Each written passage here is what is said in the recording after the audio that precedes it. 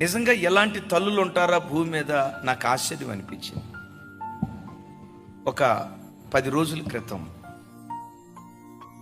ఒక Tamil Christian phone చేసింది. ఏంటమ్మా అన్నాను, నా కూతురు కొరకు ప్రార్థన చేయండి అయ్యా. ఏమని ప్రార్థన చేయమంటావయ్యా? నా కూతురు వేరే కాపురం పెడతానంటుంది. వృద్ధాప్యంలో నా అత్తమామలు విడిచిపెట్టి వేరే కాపురం పెడతానంటుంది. మరి నువ్వేమంటావమ్మా? నేను పొరపాటున దానికి అంగీకరించినయ్యా. ఆ తల్లి ఏమందో తెలుసా?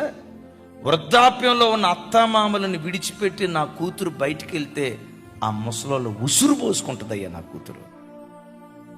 నా పిల్లలకి వాళ్ళ అత్తమామలు ఉసురు తగలకూడదు. ఇంతకీ ఏమంటావమ్మా? చెప్తుంది ఆ తల్లి, మా అల్లుడు చాలా మంచోడయ్యా.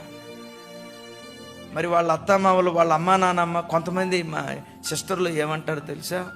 మా ఆయన చాలా మంచోడన్నా, వాళ్ళ అమ్మా నానే మెలకలు తిప్పుతా.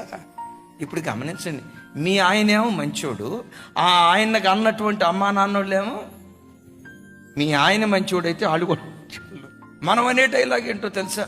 మా ఆయన బంగారం, వాళ్ళ అమ్మే వాళ్ళ నానే అని మూతి తిప్పుతారు 30 అంకలు.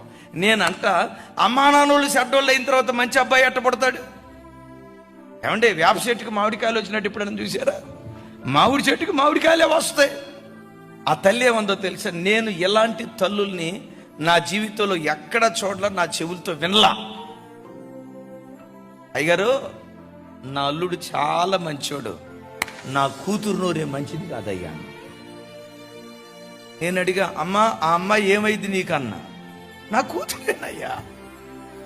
అమ్మా ఆ అమ్మాయి ఏమైంది? నా కూతురేనయ్యా అంటుంది. ఎవరు మంచోళ్ళు కాదమ్మా అంటే, నా కూతురుకు నోరు ఎక్కువయ్యా, దానికి నా కూతురుకు నోరు ఎక్కువయ్యా, దాని నోరు అదుపులో ఉండేటట్టుగా ప్రార్థన చేయండి అయ్యా. నేను అన్నా, అమ్మా నీలాంటి తల్లులు ప్రతి కుటుంబంలో ఉంటే కుటుంబాలు 30 పువ్వులు 60 కాయలుగా సంతోషంగా బ్రతుకుతాయమ్మా.